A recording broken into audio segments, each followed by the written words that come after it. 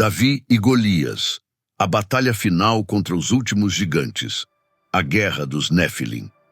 A história que lhes contaram sobre Davi e Golias é apenas a capa de um livro muito mais antigo, muito mais profundo e sombrio. Nós a recebemos na infância como uma fábula sobre coragem. O menino pastor, o gigante mau, a funda e a pedra que derrotou o impossível. É o conto universal da coragem vencendo a força bruta, da fé superando o medo. E esta verdade, esta camada moral, existe. Mas ela é apenas a primeira camada, a lição que damos às nossas crianças para que durmam em paz. A verdade que o sagrado mistério investiga é a verdade que nos faz despertar. O que estava em jogo no Vale de Elá não era o orgulho de duas nações. Não era uma simples disputa de fronteiras. Era a conclusão sangrenta de uma guerra milenar. Uma guerra que começou em um mundo que já não existe. Um mundo que investigamos. O mundo antes do dilúvio de Noé. A batalha de Davi não foi primariamente sobre coragem. Foi sobre pureza. Não foi sobre um menino contra um homem. Foi sobre a linhagem Tamim de Adão contra o último eco da semente corrompida dos anjos caídos. O que estava em pé, desafiando Israel por 40 dias, não era apenas um campeão filisteu. Era um monumento vivo da corrupção pré-diluviana. Era a sombra de Gênesis, capítulo 6, encarnada. Era um Nefilim. Esqueçam a funda e a pedra por um momento. Elas são a conclusão da história. Elas são o ponto final de uma frase que levou milênios para ser escrita. Para entender a profundidade da vitória de Davi, para sentir o peso daquela única pedra, devemos primeiro ter a coragem de olhar para o inimigo. Devemos ousar dissecar o monstro. Nossa investigation não começa no acampamento de Israel, com o medo de Saul ou a fé de Davi. Ela começa no vale, na escuridão daquela manhã, diante da anatomia do impossível. Iblun, o monstro de Gate, a anatomia, linhagem e blasfêmia de Golias. 40 dias. 40 dias o terror teve uma voz, e esta voz paralisou uma nação. Mas antes que a voz fosse ouvida, a visão foi vista. Parem e imaginem, não como um leitor moderno, anestesiado por efeitos especiais, mas como um soldado hebreu, de pé naquele vale, sentindo o ar frio da manhã.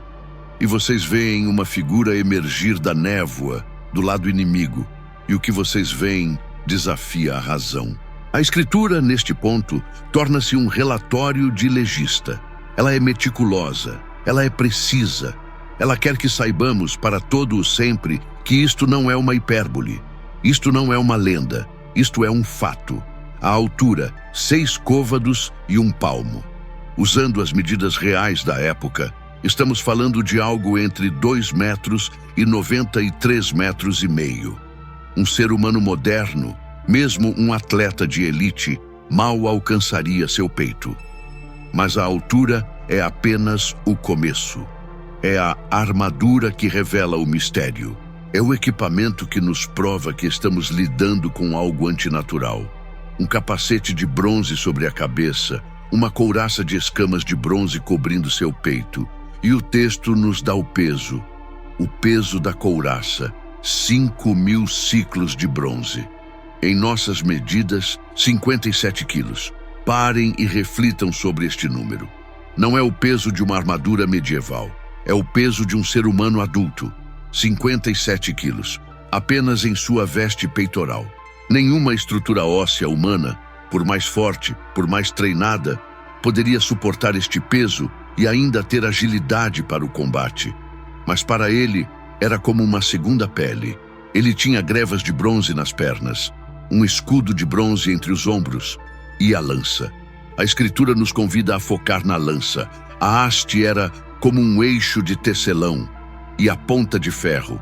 A ponta sozinha pesava 600 ciclos, mais de 7 quilos de ferro, apenas na ponta da lança. Por que esta obsessão com detalhes? Por que o Espírito Sagrado nos guia por este inventário de arsenal? Porque ele está nos provando algo de forma irrefutável. Isto não é um homem, isto não é um gigantismo médico, isto é um tanque de guerra biológico. E então, a Escritura nos dá sua certidão de nascimento, seu passaporte. Golias, de Gate. Gate. Por que este nome é importante? Porque se voltarmos ao livro de Josué, o livro da purificação de Canaã, lemos que Josué exterminou os anaquins da terra, não restou nenhum dos anaquins nas terras dos filhos de Israel. Somente restaram em Gaza, em Gate e em Asdod. Aí está, Gate era uma das 3 últimas reservas, um dos últimos redutos onde os remanescentes dos Anaquim haviam sobrevivido. E quem eram os Anaquim? Eram os descendentes diretos daqueles mesmos Nefilim, a prole dos anjos caídos que investigamos nos dias de Noé, a semente que sobreviveu ou reemergiu depois do dilúvio. Golias não era apenas um homem grande, ele era a manifestação física daquela rebelião original de Gênesis 6. Ele era o herdeiro genético da corrupção. É por isso que seu desafio não era apenas militar. Ele não disse, enviem seu melhor soldado. Ele zombou.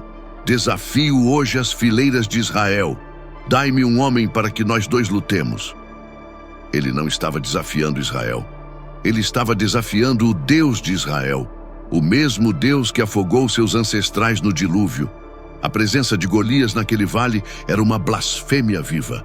Era a semente da serpente, em sua forma mais literal e física, desafiando a linhagem da promessa. Ele era a prova de que a guerra não havia terminado. O exército de Saul olhou para Golias e viu um problema militar impossível. Eles viram o Shachat, a corrupção, e eles congelaram de medo. Eles precisavam de alguém que olhasse para Golias e visse algo diferente. Eles precisavam de alguém que não trouxesse a força do homem, mas a pureza tamim de Deus. 2. O silêncio do medo. O significado oculto dos 40 dias de desafio. O terror, quando se torna rotina, paralisa a alma. Não foi um único dia de pânico. Não foi um susto passageiro. O texto sagrado nos informa. Chegava-se, pois, o filisteu pela manhã e à tarde, e apresentou-se por 40 dias. 40 dias. Sábios e buscadores, quando vocês veem este número nas Escrituras, vocês devem parar. Vocês devem respirar fundo, pois este número nunca é acidental. Este número é um selo divino, é a assinatura de Deus para um período de provação, teste ou purificação. O mundo antigo foi lavado pelas águas por 40 dias e 40 noites no tempo de Noé. Foram 40 anos que Israel vagou no deserto, uma geração inteira morrendo, para que a nação pudesse ser purificada de sua incredulidade.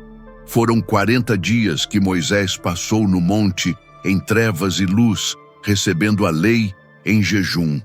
E foram 40 dias que Jesus, o Messias, foi tentado no deserto, confrontando o adversário face a face.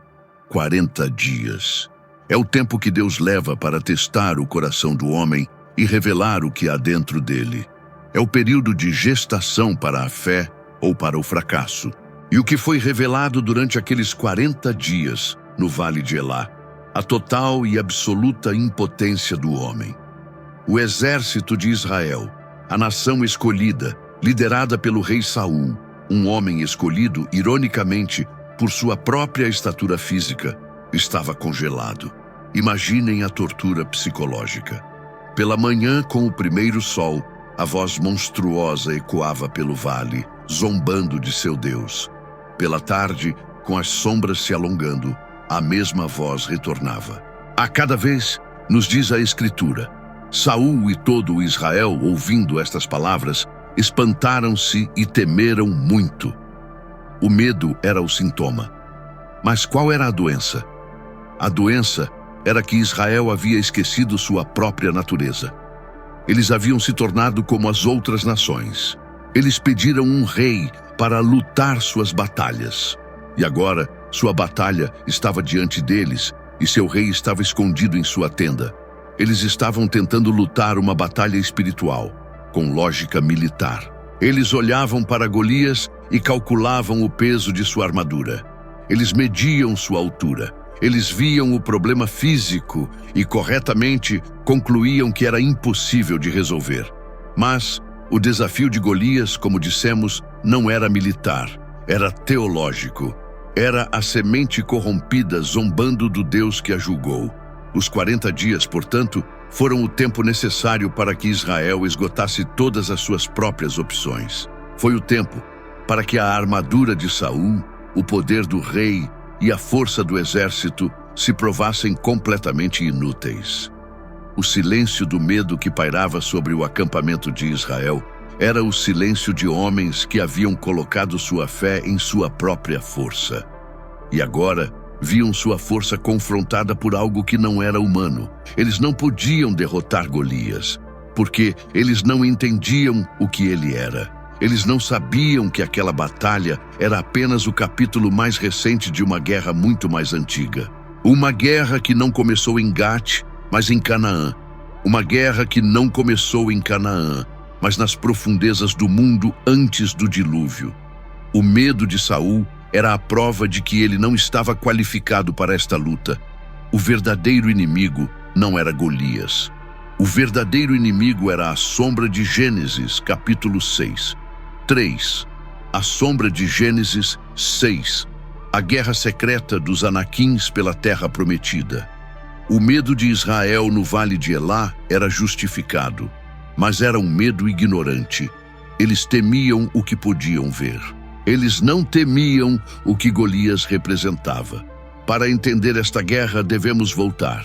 Devemos seguir o fio desta linhagem corrompida. Como investigamos em nossa última jornada, o dilúvio foi uma cirurgia cósmica. Foi um batismo planetário para purificar a terra da infecção Nephilim, a prole híbrida dos anjos caídos que havia corrompido a própria carne da humanidade. E o plano teria sido perfeito, se não fosse por aquela frase assustadora em Gênesis capítulo 6. Havia naqueles dias gigantes, Nephilim na terra, e também depois. Como? A Escritura não detalha a segunda incursão, mas ela confirma o resultado. A semente profana reapareceu. O inimigo, o adversário da humanidade, é um estrategista persistente. O dilúvio destruiu seu primeiro plano, a corrupção total e global da linhagem humana. Ele não pôde mais infectar o mundo inteiro. Então ele mudou sua estratégia. Ele não precisava mais corromper o mundo. Ele só precisava corromper o local da promessa. Pensem comigo. Qual foi a profecia original no Éden? Que a semente da mulher esmagaria a cabeça da serpente. E para qual linhagem essa promessa foi afunilada? Para Sem, para Abraão, para Isaque, para Jacó. E para qual terra essa linhagem foi chamada? Canaã, a terra prometida. Canaã não era apenas um pedaço de terra, era o ponto focal da redenção. Era o palco geográfico onde o Messias um dia caminharia. Era o centro espiritual do mundo. Se você fosse o adversário e soubesse que o Messias, o Redentor que esmagaria sua cabeça, viria de uma linhagem específica, em uma terra específica, o que você faria? Você fortificaria aquela terra. Você plantaria suas próprias sementes ali. Você criaria uma fortaleza de corrupção, uma barreira biológica para impedir que a semente de Abraão tomasse posse daquele solo sagrado. Isto, meus amigos, é a guerra secreta de Canaã. Quando Moisés enviou os 12 espiões, o que eles viram? Eles viram os Anaquins, descendentes dos gigantes. Eles viram os Refaim. Eles viram um povo que devora seus habitantes. Canaã estava infestada. A semente dos caídos havia retornado, ou reemergido, e se concentrado exatamente onde a profecia deveria se cumprir. A ordem de Deus para Josué, que tanto choca o leitor moderno, não deixarás com vida nada que tem fôlego, não era um genocídio étnico, era uma ordem de quarentena espiritual. Era a continuação da cirurgia do dilúvio. Era a erradicação da semente Nefilim que estava entrincheirada na terra. A conquista de Canaã não foi uma guerra por território. Foi uma guerra por pureza. E agora, voltem ao vale de Elá, Golias de Gate. Gate, um dos últimos 3 redutos onde os anaquins sobreviveram à purificação de Josué. Golias não era apenas um soldado. Ele era o último chefe. Ele era o último bastião daquela linhagem antiga, pré-diluviana. Ele era a sombra de Gênesis 6, de pé, em carne e osso, desafiando a promessa de Deus uma última vez. Saul e seu exército viram um gigante. Eles não viram a história de milênios de guerra cósmica que estava diante deles. Eles não entenderam a natureza da batalha, e é por isso que eles não podiam vencê-la. O homem escolhido por sua altura, Saul, era impotente. A batalha não seria vencida pela força do homem. Ela tinha que ser vencida pela pureza da linhagem, pela pureza da fé. A armadura do rei era inútil. A coroa era impotente. Era hora de chamar o pastor. 4. O herói improvável. Por que a linhagem pura, Davi, foi chamada, e não o poder, Saul? O silêncio do medo no vale de Elá era, na verdade, o silêncio de Saul, o rei. O homem que Israel havia escolhido precisamente por sua aparência. Da cintura para cima, diz a Escritura, ele era mais alto do que todo o povo. Saul era a resposta do homem à ameaça. Ele era a força, a altura, o poder militar. E por 40 dias, esse poder se provou uma farsa. O poder da carne, encarnado em Saul, estava paralisado diante do poder da carne corrompida, encarnada em Golias. Esta é uma lei espiritual. A força humana não pode derrotar a corrupção espiritual. O braço do homem não pode vencer uma guerra que começou nos céus. A falha de Saul não foi apenas covardia, foi uma falha de qualificação. Ele estava espiritualmente desarmado.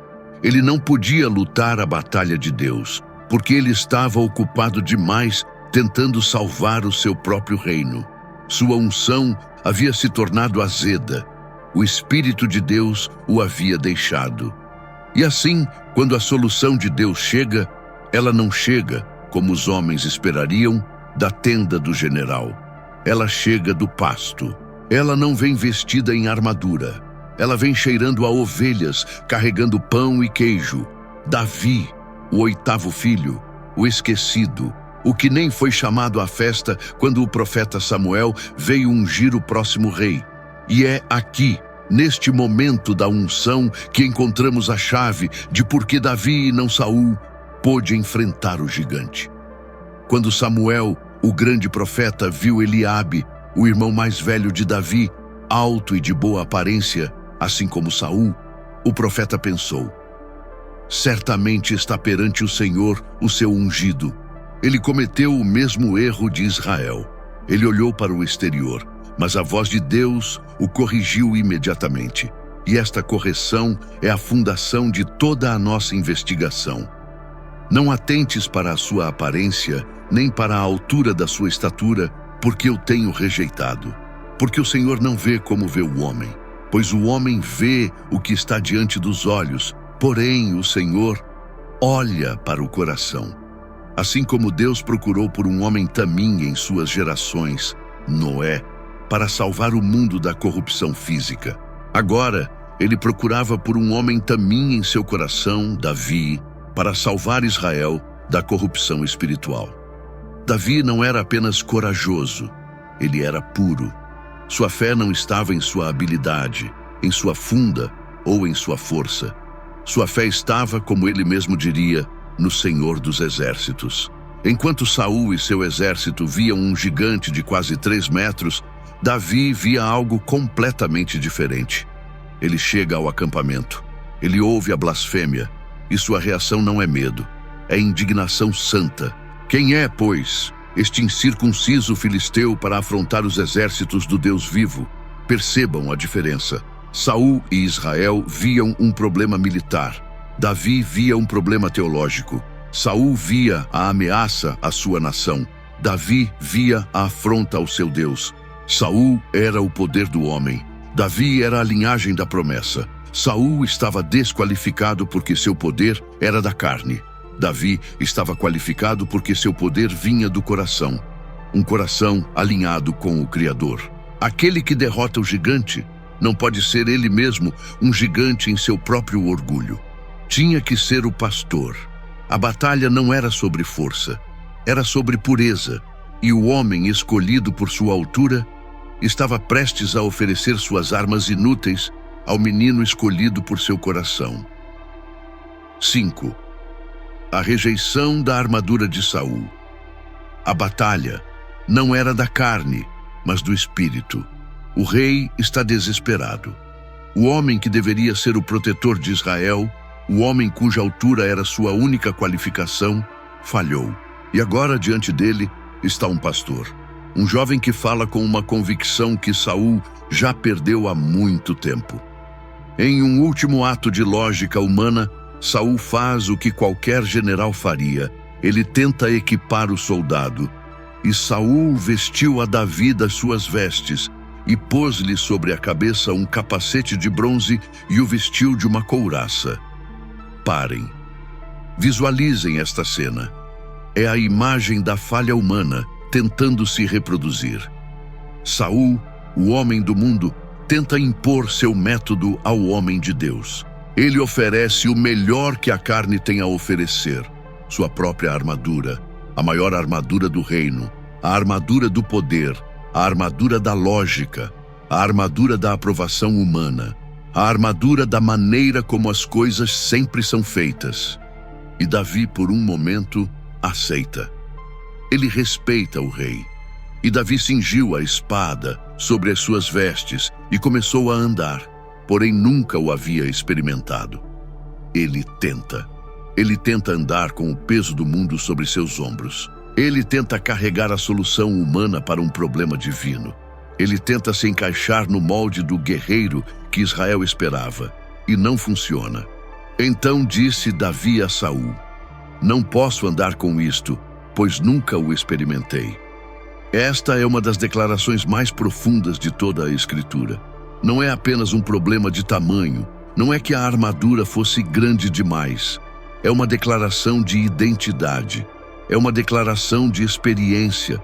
Davi está dizendo: esta não é a minha guerra, este não é o meu método. Você lutou suas batalhas com bronze e ferro e falhou. A sua experiência é o medo. A sua armadura é o símbolo de 40 dias de paralisia. Eu não posso usar as ferramentas da sua falha e esperar a vitória de Deus. A armadura de Saul é o símbolo de toda tentativa humana de resolver um problema espiritual com uma solução carnal. É a nossa confiança na política, no dinheiro, na força, na psicologia, na tecnologia, para resolver um problema que está na alma. Davi rejeita a armadura. Ele tira o capacete de bronze. Ele solta a couraça. Ele se despe do poder de Saul. Ele fica diante do rei como um pastor, vulnerável aos olhos do homem, mas totalmente armado aos olhos de Deus. Imaginem o choque na tenda. O rei e seus generais veem um menino desarmado, indo enfrentar um tanque de guerra biológico. Para a lógica humana, é suicídio. Para a sabedoria divina, é o pré-requisito. A batalha contra a semente corrompida de Gênesis não poderia ser vencida pela tecnologia ou força de Saul. Ela tinha que ser vencida pela pureza tamim de Davi. A batalha não era da carne, era do espírito. Davi rejeita o que o homem oferece e se vira para buscar o que Deus preparou. Ele não precisa de uma espada que ele não conhece. Ele precisa das armas que ele usou a vida inteira. Armas que o mundo despreza, mas que o céu honra. Ele deixa a tenda do rei, passa pelo exército amedrontado e caminha em direção ao vale. E seus olhos não procuram por um escudo. Seus olhos procuram por um riacho. 6. O mistério das 5 pedras. a ferramenta da fé e a estratégia oculta de Davi. O pastor está desarmado aos olhos do mundo. Ele caminha para a batalha, passando por fileiras de soldados que, mesmo cobertos de ferro, tremem. Davi não carrega nada, exceto um cajado de pastor, sua fé, e um alforje vazio. E então ele faz algo que, para a lógica militar, é impensável. Ele não corre para o inimigo, ele para, ele se inclina, ele vai até o riacho. Visualizem este momento. O exército de Israel está paralisado no monte, prendendo a respiração. O gigante blasfemo está rugindo no vale, e o campeão de Deus está escolhendo pedras. Isto não é um ato de desespero, é um ato de preparação deliberada. Ele não pega qualquer pedra. A Escritura diz que ele escolheu 5 pedras lisas, polidas pelas águas do riacho, preparadas. E aqui, neste detalhe aparentemente trivial, o sagrado mistério deve parar e perguntar: por que 5? Por que 5, se a sua fé era tão grande? Se ele sabia que o Senhor dos Exércitos estava com ele, uma pedra não era suficiente. Muitos cínicos e até mesmo alguns teólogos olham para este número e o interpretam como um plano B. Eles sugerem que Davi pegou 5 por precaução, que ele pegou 1 para a fé e 4 para o caso de sua fé falhar. Mas esta interpretação é uma afronta à sabedoria divina e à pureza do coração de Davi.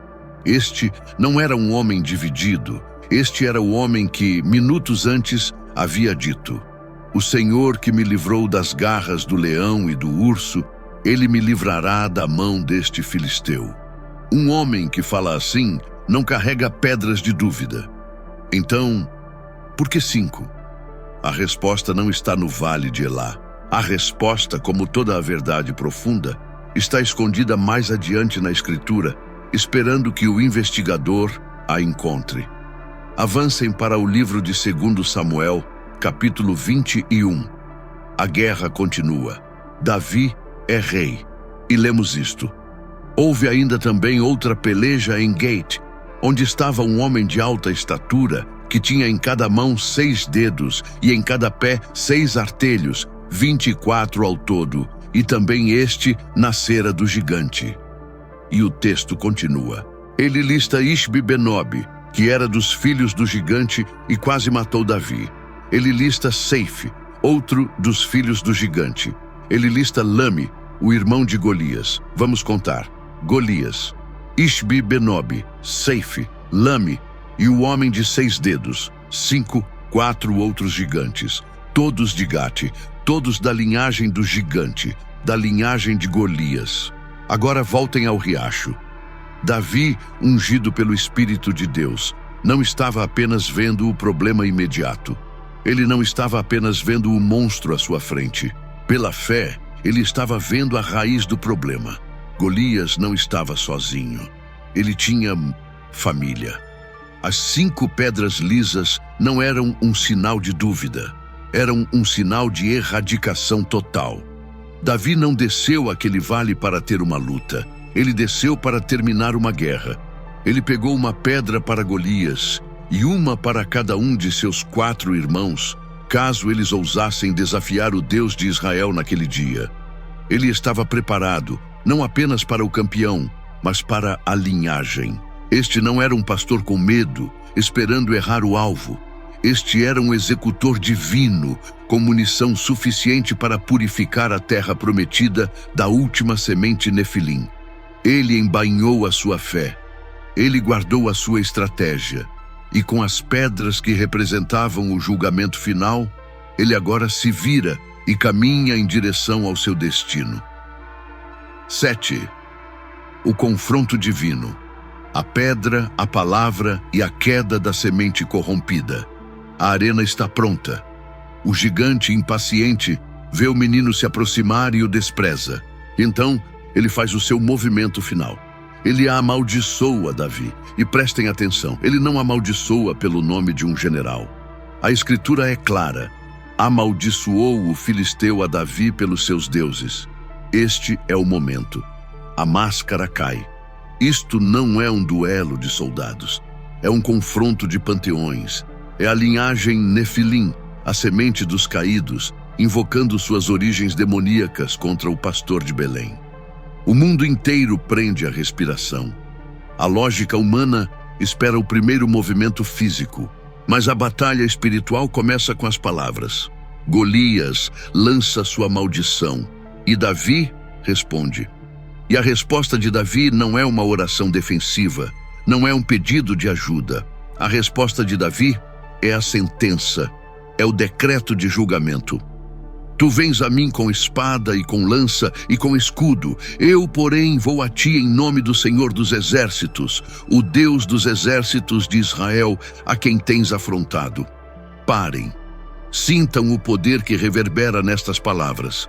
Davi está redefinindo a realidade. Ele está dizendo a Golias: as suas armas são uma ilusão. A sua armadura de 57 quilos é um disfarce. O que está em jogo aqui é o nome, e você escolheu o nome errado. Davi não está apenas falando com Golias, ele está profetizando para Golias. Hoje mesmo o Senhor te entregará na minha mão, e ferir-te-ei e te tirarei a cabeça, para que toda a terra saiba que há Deus em Israel. E para que toda esta congregação saiba que o Senhor salva, não com espada nem com lança, porque do Senhor é a guerra, e Ele vos entregará na nossa mão. Esta é a verdadeira arma. A palavra, a fé falada, o decreto divino. Antes que a pedra saísse da funda, a batalha já havia sido vencida. Davi, como um sacerdote, executou o julgamento com sua boca. Ele realinhou o universo com a verdade de Deus, declarando que a guerra não era de Davi. A guerra era do Senhor. E o Senhor estava ali para defender sua própria linhagem. Tudo o que aconteceu depois foi apenas a execução física daquele veredito espiritual. O gigante se move. O pastor corre em sua direção. Não em fuga, mas em ataque. A funda gira. Uma única vez. A mão que foi treinada por anos, protegendo ovelhas de leões e ursos, agora está sendo guiada por uma intenção divina. A pedra é liberada. Não é uma pedra comum, é uma pedra de julgamento. É a pedra que representa a autoridade do Criador sobre a corrupção da semente caída. A pedra não atinge o capacete de bronze. Ela não atinge a couraça de escamas. A escritura é cirúrgica. A pedra se lhe encravou na testa. O único ponto vulnerável, o local do pensamento, do orgulho, da blasfêmia, o tanque de guerra biológico, para. O impossível acontece. O homem de quase 3 metros, o herdeiro de uma linhagem de terror, tomba, com o rosto em terra. Ele não apenas cai, ele se curva. Em morte, ele é forçado a fazer o que se recusou a fazer em vida. Ele se prostra diante do Deus de Israel. A semente corrompida foi silenciada. O campeão do adversário foi derrotado pela pureza da palavra e pela simplicidade da fé. Davi corre, pega a própria espada do gigante e completa a sentença. O exército de Israel vê, o exército dos filisteus vê, e o silêncio do medo é quebrado pelo rugido da vitória. A batalha de Davi e Golias estava terminada, mas a guerra contra a linhagem dos gigantes estava apenas começando. Afinal, Davi ainda tinha 4 pedras em seu alforje. 8, a batalha começou, mas a guerra continuou. A purificação final dos gigantes por Davi. O gigante caiu, o exército inimigo fugiu, o povo celebrou. As mulheres cantaram. Saul feriu os seus milhares, porém Davi os seus 10 milhares. Para a mente comum, a guerra havia acabado. Davi era o herói. A história estava terminada.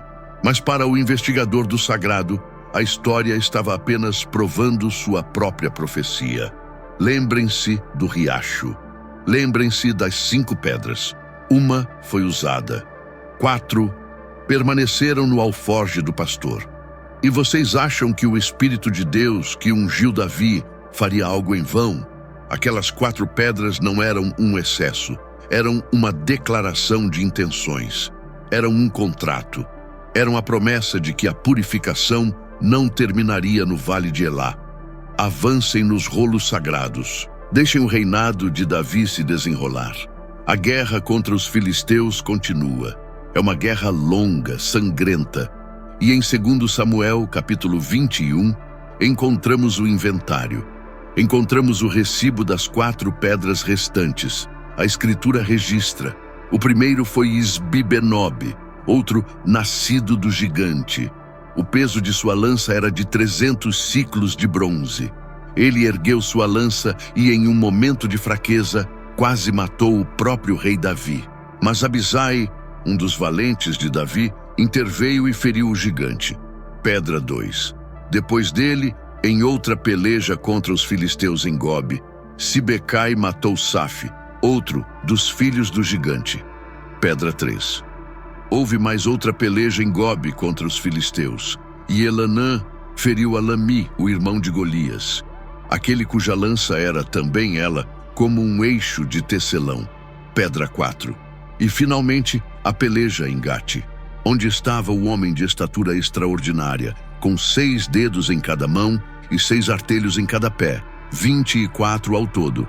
E ele também nascera do gigante. Ele afrontou a Israel, assim como seu parente Golias. E Jonatã, sobrinho de Davi, o matou. Pedra 5. 4 gigantes, 4 pedras, 4 vitórias. A batalha de Davi e Golias não foi um evento isolado. Foi a ignição da purificação final. Davi, como rei, não foi apenas um governante, ele foi um exterminador. Ele foi o instrumento divino escolhido para terminar o trabalho que Josué havia começado, para caçar e destruir, um por um, os últimos remanescentes físicos daquela linhagem corrompida. Ele não estava apenas construindo um reino. Ele estava limpando a terra prometida. Ele estava esterilizando o solo. Ele estava garantindo que a semente Nefilim, a semente da rebelião de Gênesis, fosse apagada daquele solo sagrado. Por quê? Porque a linhagem de Davi tinha que permanecer pura, também incontaminada, pois daquela raiz, daquela árvore que Davi estava protegendo, um dia um renovo brotaria, o Messias.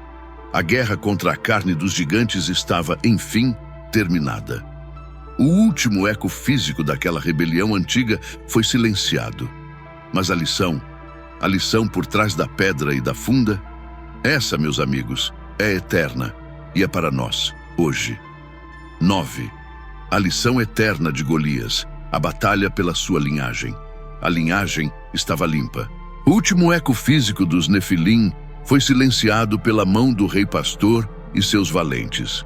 A guerra que começara nos dias de Noé e que se concentrara na terra prometida estava, enfim, terminada. O solo sagrado estava purificado, pronto para receber o que dele deveria brotar. A linhagem Tamim de Davi estava assegurada, para que um dia, dela, a promessa pudesse fluir incontaminada, para que o sangue puro do Redentor pudesse, enfim, tocar a terra. Este foi o propósito estratégico daquela batalha. Mas por que esta história antiga, esta guerra cósmica, ecoa com tanta força em sua alma, aqui, agora, neste exato momento? Porque os gigantes não desapareceram. Eles apenas mudaram de forma. Os gigantes que você enfrenta hoje não vêm de Gate.